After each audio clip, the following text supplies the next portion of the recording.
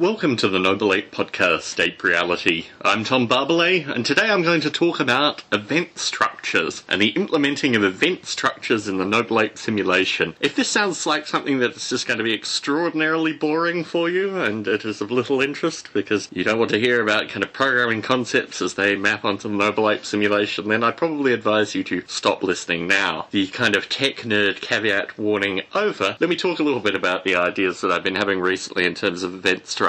I need to preface this in two ways. The first is that I have, through my professional career, encountered various programming environments where event structures are critical. That is a means of kind of atomizing, in some regard, the things that are going to be going on and attaching them to events. And in terms of either using operating system-based events or roll-your-own events, these are things that I've had some contact with in my professional and my decidedly unprofessional career with Noble Ape. So when I talk about event handling and the methodology that I'm looking to employ, I may put in certain assumptions. I'm going to try and catch myself in doing that, and I will take steps back and kind of describe it. But this is fundamentally a whiteboard discussion, as well as a kind of verbal one. So I'm debating, actually, for this to be the first podcast that features slides. But I think probably it would be better not to, as I know a number of people listen to this podcast and a number of different players that don't actually support slides and other things, so I'm going to keep it in MP3 for the time being. If people do have questions, please email me, tom@nobleape.com. I suspect I will have to create some documentation to discuss this as well. But to return to the problem at hand, why would I want to implement event structures in the Noble Ape simulation? The simulation to date has been very, very serial in some regards. Historically, it was programmed on a machine that was at least 5 generations behind contemporary computing. And when I reflect on the original 68,000 that the Noble Ape simulation was written on, it really kind of explains why a lot of the philosophy to do with the simulation has been the way it has been. For example, even introducing 16-bit multiplication was a big addition to the initial simulation. And then now 32-bit and maybe even in the near future 64-bit. So all these things are just a kind of background narrative to why the simulation has been developed in a primitive fashion from the kind of get-go. Event structures enable a particularization of the various processes that go in the simulation. The simulation has currently 3 separate layers, which are diagrammatically described in one of the introductory screenshots to the simulation, or actually the Noble Ape site. However, just to give a recap on that, there is the simulation core, the platform-independent GUI layer, and then the platform-specific code. The simulation core and the GUI layer are fundamentally independent,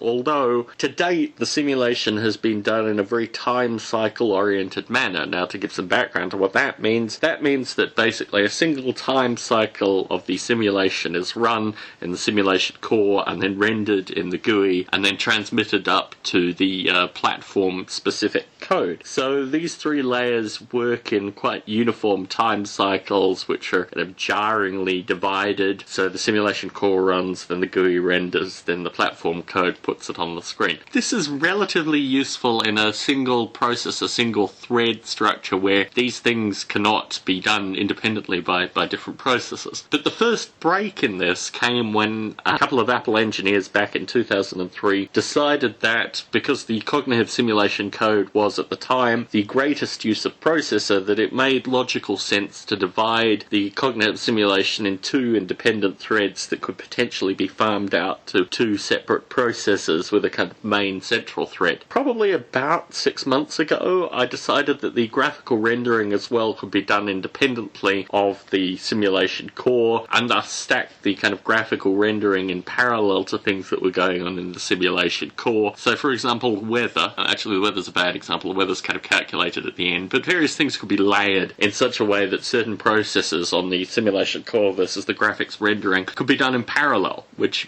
kind of created some kind of threading and slightly more even weighting to the original Apple code. What I'm proposing now is that large portions of the simulation and graphics rendering are actually atomized and are called from specific events, which can be called either from the simulation core, the GUI, or the platform-dependent code layer in such a fashion that all the processing could be spread over more than two processors. As it is currently, the simulation is relatively bound with two processors, but as you get quad and 8 and 16 core processors coming out, and they are coming in the very near future, I'm sure, even though I have some connection with Intel, I have no privy knowledge with regards to this, but I'm sure they're coming up. So I would like to kind of preemptively design the simulation to allow it to run on these processors. Plus, now I have an Ethernet network set up at home, I need to actually get the network component of the Noble Ape simulation going. This is something that I've always wanted to do, but never really had the kind of home network set up. It would be fascinating because I will be running PC and Mac together,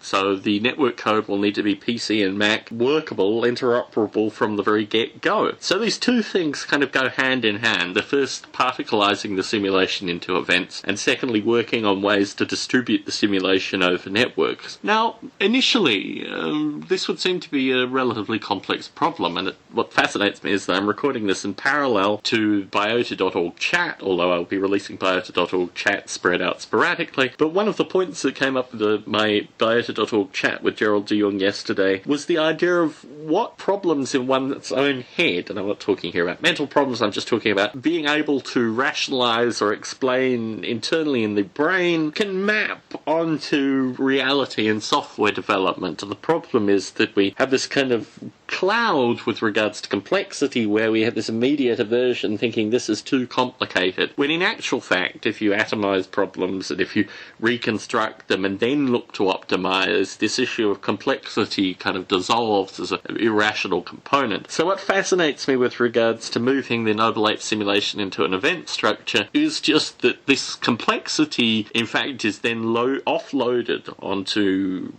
many different processes and potentially over networks as well. And really it's a reintroduction of some very fundamental components of the simulation. I love kind of flipping these things backwards and forwards, changing it up, moving things around, because you'll always find weak points that had previously been covered by some overbearing structure. And here I mean structure in terms of a kind of black box structure as opposed to a programming structure. Let's discuss events a little bit. When I say an event, I am basically just referring to a particleized bit of code. And that just means the piece of code which is called through some function interface, and then it can be set off at an independent time in an independent way. But once it has been called initially, it will be set off and it will be executed, and when it concludes execution, it either passes that information back through some mechanism or calls another event, or this is still to be decided. I have pages of paper and notes and scratching backwards and forwards in my own thinking, but I think the way things are looking with regards to event structure and Noble Ape simulation is it will be the simplest possible kind of event structure, almost a kind of mini thread farming method, if that makes any sense. But the idea that there are countable events and non-countable events, that there are events of, for example, if you are simulating the number of ape brains, for example, that is a countable event. You will fire however many of the ape brain simulations, and then you will do a countdown to work out when you're done doing that, or alternatively fire in the final brain event, or fire all the brain events and then a kind of end brain event that says, okay, we've done all the brain simulations now.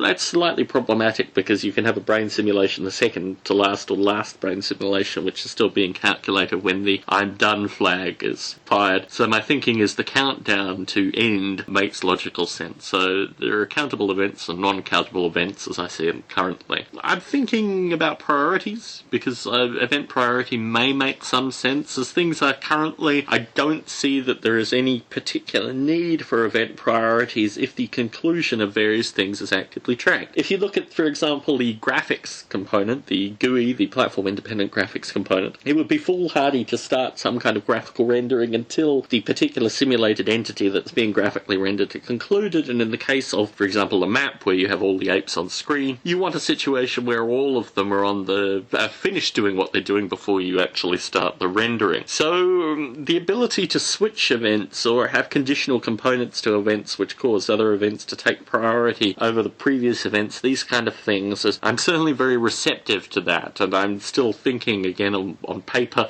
in terms of how to actually implement it. But that, aside from countable events, is the only other need. I think there is a need for, not in terms of the event structure, but in terms of the event interface, for some kind of weight component. And this I'm thinking about quite heavily in terms of how to actually implement an event weight. Mainly because I don't want anything that slows things down too much. The worst kind of event weight is a while loop that looks for a piece of shared memory being changed, and I think that's wrong. And I don't also want an arbitrary waiter that just checks for that piece of shared memory and has an arbitrary weight in the while loop. So these kind of things are heavily in my thinking with regards to Noble Ape event structure, but I think it's all doable.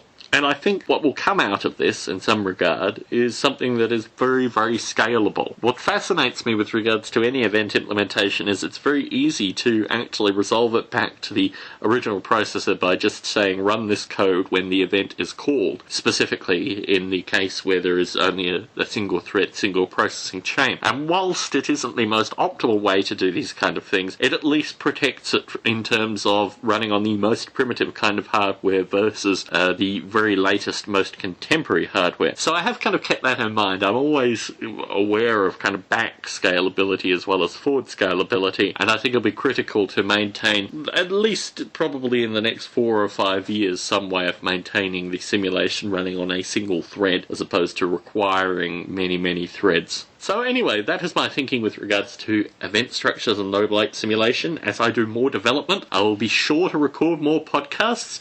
If you have any feedback, questions, musings, tom@nobleape.com. I love receiving listener email. It's always fun to hear about what people are thinking about when they listen to the podcast and what they're doing, moreover. A phenomenal amount of exercise is done whilst people listen to the Noble Ape podcast. I gotta thank people for putting it into their MP3 players as they are cycling, running, walking, and doing various other things that I wish I could be doing too. In some sense, you are doing them with me. Anyway, thank you very much for listening to this podcast. Look forward to you tuning into the next podcast.